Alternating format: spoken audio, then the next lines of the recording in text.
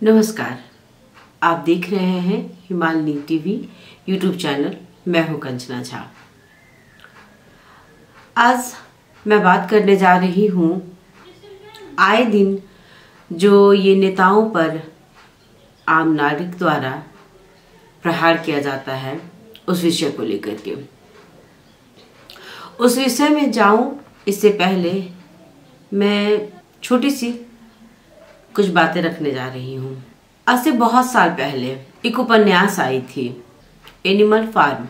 ये उपन्यास थी जॉर्ज ऑरवेल द्वारा लिखित। वैसे तो बहुत कुछ है इस उपन्यास में कहने लायक, लेकिन अगर बहुत ज़्यादा कहने लगूंगी तो बहुत समय चला जाएगा, इसलिए इसका सारांश आपको बताऊंगी।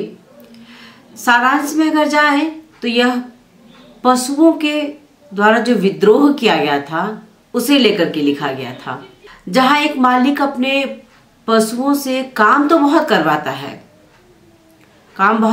है, उसके बैल या भैंस जो उसके पास थी उससे उसके दूध को लेकर के वह बेचता है, उसी का खाता है, लेकिन उन पशुओं का ध्यान नहीं रखता है। समय पर उसे खाना नहीं देता है, चारा नहीं देता है। बहुत दिन तक बेचारे बर्दाश्त करते रहे, लेकिन जब अति हो गया तो उन्होंने विद्रोह कर दिया, यानी पशुओं ने विद्रोह कर दिया, अपने मालिक के खिलाफ खड़े हो गए और भागने लगे, काम करने से इनकार कर दिया। अब इसे जोड़े इस बात से कि जब पेट की भूख तेज हो जाती है तो लोग सब कुछ भूल जाते हैं। ये तो पशुओं की बात हुई। अगर आप मानव जीवन में आते हैं, मानव शरीर आपको मिला है, तो वहां भी भूख, पेट की भूख जो है वो सब कुछ भुला देती है। यहां तक कि मानव अपनी नैतिकता तक को भूल जाता है, उसकी नैतिकता मर जाती है, उसे किसी चीज का डर नहीं रह जाता है।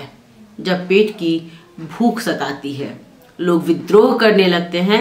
कुछ दिनों पहले की घटना सब में से जोड़ रही हूं कि 37 वर्षीय युवा संतोष राणा भाट इन दिनों बहुत चर्चित व्यक्ति हैं, क्योंकि गत शनिवार पोखरा अमर सिंह मैदान में हो रहे रासपा के आम सभा में सभापति रवि लामे छाने जब बोल रहे थे, तभी उसने मकई का डंठल से लामे छाने पर प्रहार किया। वैसे तो संतोष राणा भाट को प्रहरी ने हिरासत में रख लिया है, और जब खोजबीन की गई, अनुसंधान किया गया, तो उन्होंने बताया कि राणा भाट जो है वो मानसिक रूप से बीमार है और दवाई ले रहे हैं उस चीज की। लेकिन ये एक अलग पहलू है। अगर एक पहलू ये देखें कि इसके तह तक जाना बहुत आवश्यक है कि आखिर उसने ऐसा क्यों किया होगा। रवि लामे छाने एक ऐसा व्यक्तित्व जो राजनीति में आने से पहले ही आम जनता के बीच का चर्चित चेहरा था। लोगों ने बहुत उम्मीदें लगा रखी थी उनसे। बाद में बहुत तरह की बातें आई, इन बातों के तह में हम नहीं जाएं तो बेहतर है। असली बात यह है कि आखिर यह घटना क्यों हुई। तो बहुत बार तो ऐसा हुआ है कि राजनीतिक दल के कार्यकर्ताओं ने ही अपने राजनीतिक दल के नेता पर प्रहार किया है, तो ये कोई पहली घटना नहीं थी। इससे पहले ही कुछ दिन पहले की बात हम लोग करेंगे तो झूला घाट चिया भंजाइन मध्य पहाड़ी में जब एमाले संकल्प यात्रा कर रहे थे और वहां के पीओली मंसिर 28 गते की यह बात है, धनकुट्टा भोजपुर के मध्य में एक व्यक्ति ने उन पर आक्रमण कर दिया। जगह भी कैसा चुना गया था, जहां लोग फूल, माला और अबीर लेकर के उनका स्वागत करते, वहां वह व्यक्ति खड़ा था, महेश राय नाम जिसका था। उसने ओली पर आक्रमण करने का प्रयास किया।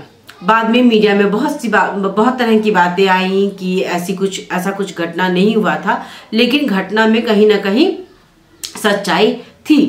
ओली जो स्वयं को देश का सबसे बड़ा राष्ट्रवादी समझते हैं, एक माहौल बना देते हैं, कहें तो अपनी आम सभा में आम आदमी को जो हंसाने का अच्छा काम कर लेते हैं, दावा करते हैं कि उनके कार्यकाल में देश में बहुत विकास हुआ है, ऐसे व्यक्ति पर आक्रमण क्यों हुआ होगा?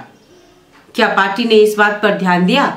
शायद नहीं। अगर ध्यान दिया होता तो पार्टी में इस बात को लेकर के चर्चा की जाती, लेकिन ऐसा कुछ नहीं हुआ है।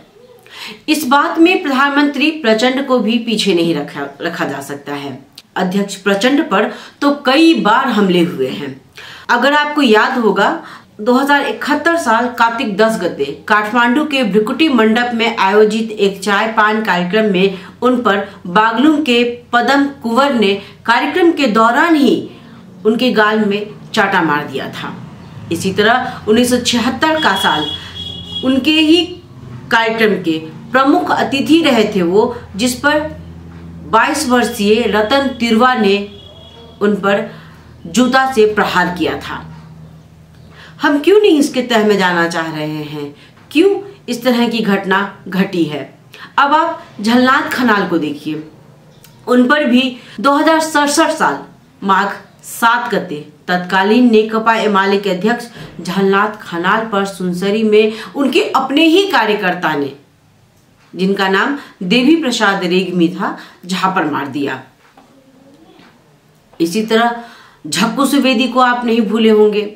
झक्कू सुवेदी 2068 साल बैसाख में संविधान नहीं बनाया गया, यह कहकर तत्कालीन माओवादी नेता झक्कू सुवेदी को गोरखा के प्रेमराज देवकोटा ने झापड़ मार दिया था। सुशील कोइराला 2067 साल की बात है, नेपाली कांग्रेस के सभापति सुशील कोइराला पर कुर्सी से प्रहार किया गया। इसी तरह रामचंद्र पौडेल, देश के वर्तमान राष्ट्रपति, तत्कालीन नेपाली कांग्रेस के नेता रामचंद्र पौडेल पर भी संसद में ही झापड़ रशीद किया गया था। बाबूराम भट्टराई पर भी जूते से प्रहार किया गया। एक तरह से कहें तो एक बहुत बड़ी जो है वो लंबी लिस्ट तैयार हो जाएगी। लेकिन ऐसा क्यों होता आ रहा है? नेताओं पर क्यों प्रहार किया जा रहा है? कुछ इन बातों की ओर जाएं, ऐसा प्रहार क्यों हो रहा होगा? पहली बात तो ये कि प्रहार करने वाला देश का आम नागरिक है, जो ऊब चुका है झूठी आश्वासन से।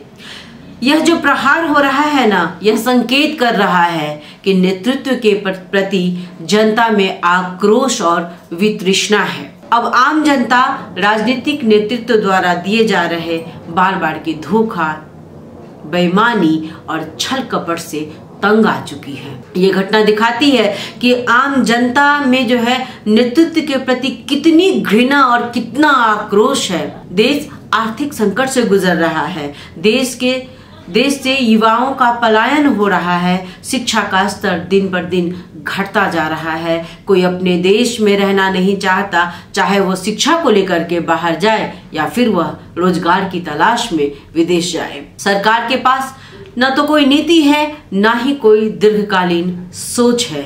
सभी दल कुर्सी बचाने के चक्कर में लगे रहते हैं।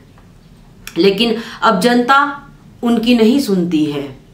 अब जनता को उनकी बातें नहीं सुननी है। वह तंग आ चुका है उनके इन झूठे वादों से।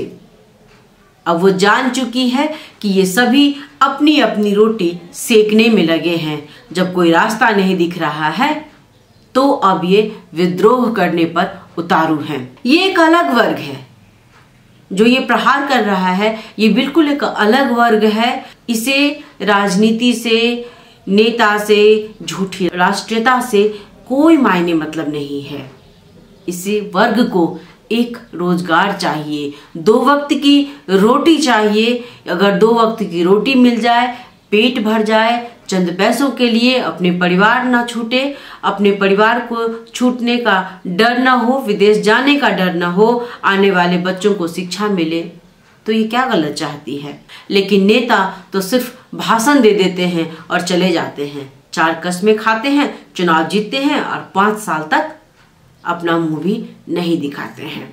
देश की जनता निराश है, वो तलाश में लगी है अच्छे नेतृत्व की। लेकिन जब ये नेता सभा में लंबी लंबी खींचते हैं ना, तो आम नागरिक को गुस्सा आ जाता है और वह इस तरह की हरकत कर बैठता है। राजनीति के नाम पर केवल और केवल अपनी कुर्सी, अपनी स्वार्थ को ये लोग देख रहे हैं। आम नागरिक के जीवन के साथ खिलवाड़ करते हैं, देश विकास और समृद्धि की बात करते हैं, मगर अपना विकास और अपनी समृद्धि पर ही मात्र ध्यान देते हैं। आम नागरिक को क्या चाहिए? आम नागरिक को रोटी, कपड़ा, मकान, उससे आगे बढ़े तो शिक्षा और स्वास्थ्य चाहिए उसे। अगर सरकार ये भी नहीं दे सकती तो उसे लंबी लंबी डिंग हाँकने का भी कोई अधिकार नहीं है। बेहाल लोग, परेशान लोग क्या करेंगे? जब आपके अपने अभिभावक ही आपका ध्यान नहीं रखेंगे तो आप क्या कर सकते हैं? विद्रोह पर ही तो उतारू होंगे ना। चुनाव जीतना होता है घर घर पहुंचकर दिलासा देते हैं, रोजगारी की, शिक्षा, स्वास्थ्य, महंगाई की बातें करते हैं, लेकिन ऐसा कुछ हकीकत में नहीं होता है। 2 जून की रोटी के लिए जब विदेश की जाने की कतारें लगी रहती हैं त्रिभुवन एयरपोर्ट पर, तो क्या ये बातें दिखाई नहीं देती हैं नेताओं को? वो गीली और नम आंखें जिसमें किस्मत को कोसना दिखता है, वो जो माँ अपने बच्चों को रोता बिलखता छोड़ कर जाती है, उसका दिमागी असर किस पर पड़ेगा, किस पर उतरेगा? अगर अब भी इन बातों को ध्यान नहीं दिया गया तो विद्रोह जो केवल एक व्यक्ति कर रहा था, ऐसा न हो कि सभा में आए सभी व्यक्ति नेताओं पर हाथ उठाने लगे। बहुत बहुत धन्यवाद। नमस्कार।